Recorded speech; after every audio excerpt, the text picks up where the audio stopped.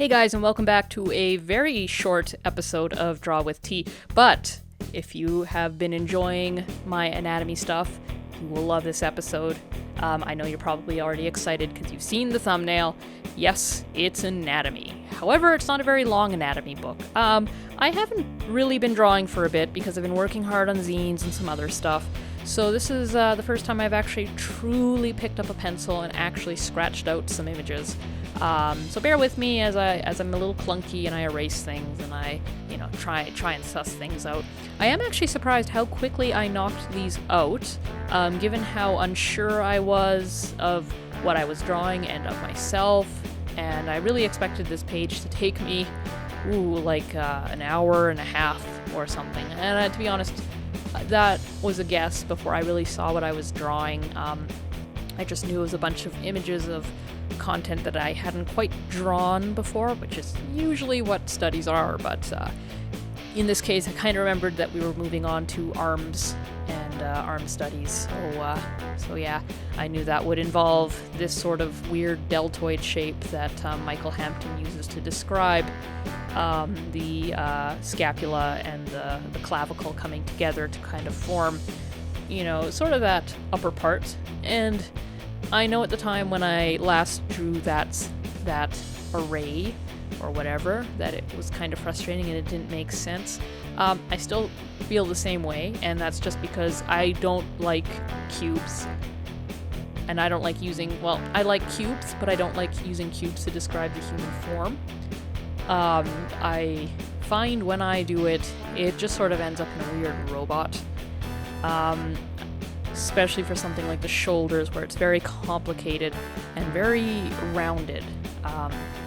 However, he does kind of later go on to say that even the shape he uses isn't quite accurate because the scapula and the clavicles are each kind of moving independently of each other. So, for example, your right clavicle and your right scapula can raise your right arm, and your left one won't move. So this sort of rectangular shape doesn't quite work. In fact, you have to think of it as actually two rectangular shapes on either side, which helped me out a bit. I think how I'm going to use this shape basically is I'm going to imagine the rib cage as an oval, and then if I need kind of help figuring out where a character's shoulders are, I might just draw the top plane at an angle slightly different from where the rib cage is going, because I think that's what Hampton's trying to communicate, is sort of these forms in conflict, how the shoulders are sort of slanted forward, like that shape is kind of falling forward,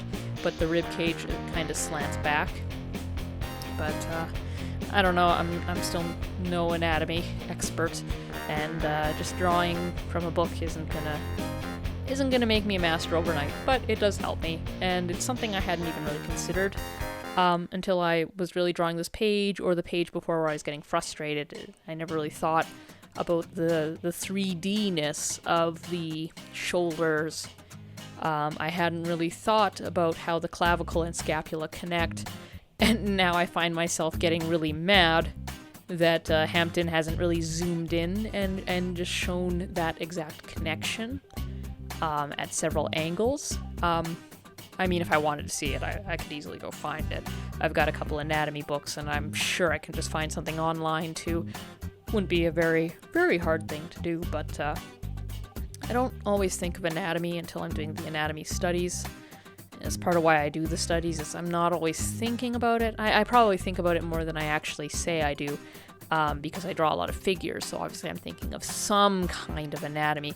I'm just not thinking about the anatomy I would need to draw a very hyper-realistic, realized figure, I guess would be the better way of saying it.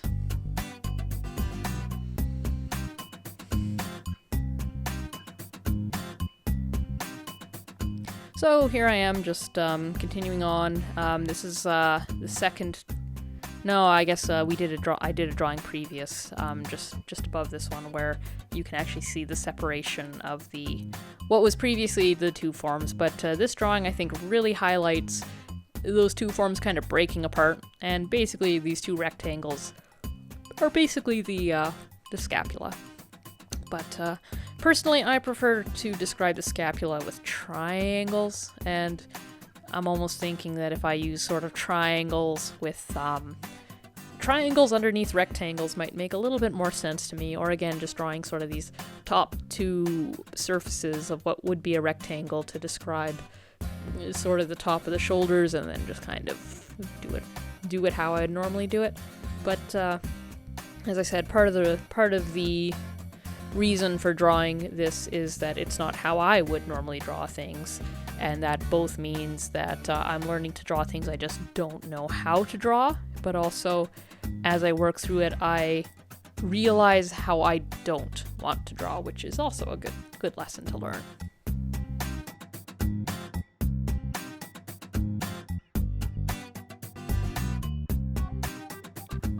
You know, I'm almost worried, just a little bit worried about doing all these sort of episodes on this anatomy, because I'm really showing off a lot of this book, and I really hope I don't have to face harsh repercussions in the future for showing off. I mean, there's a good chunk of the book I haven't shown that will never be shown because I'm past those studies.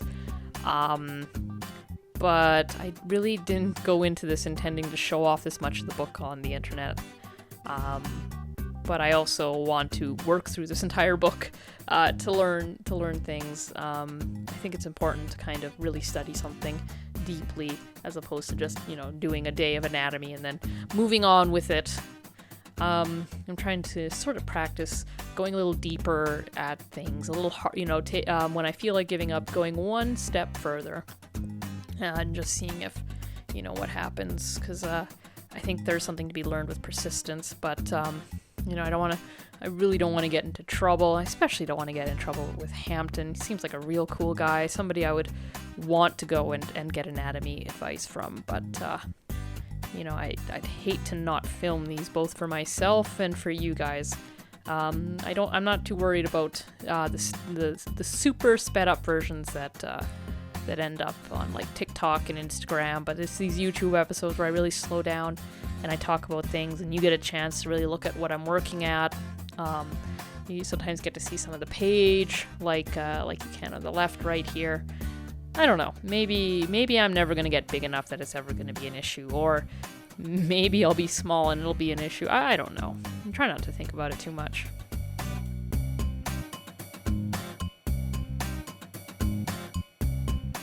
And here I am drawing the final image. One trick that I actually, I have quite the hair day there. What was I saying? Yes.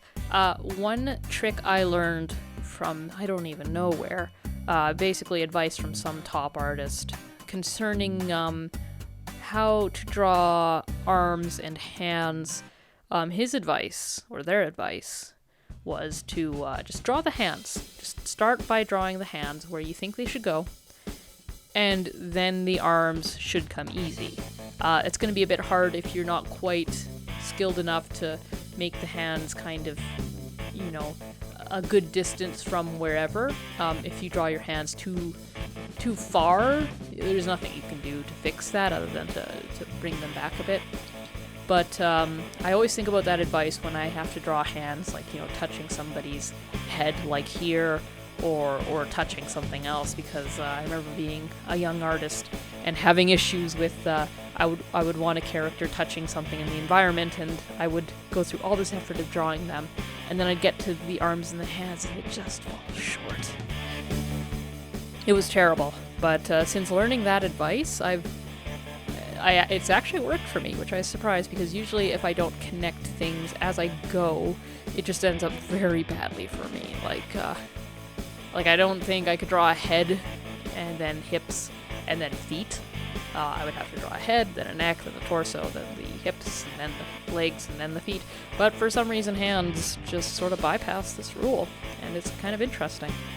And yeah, we're basically at the end here. It's a real short episode. Hope you guys enjoyed it. Like, comment, and subscribe if you haven't, and I hope you have a good day, night, or evening whenever you're watching this. In fact, let me know when you guys tend to watch my videos, if it's a consistent time, or if it's just whenever.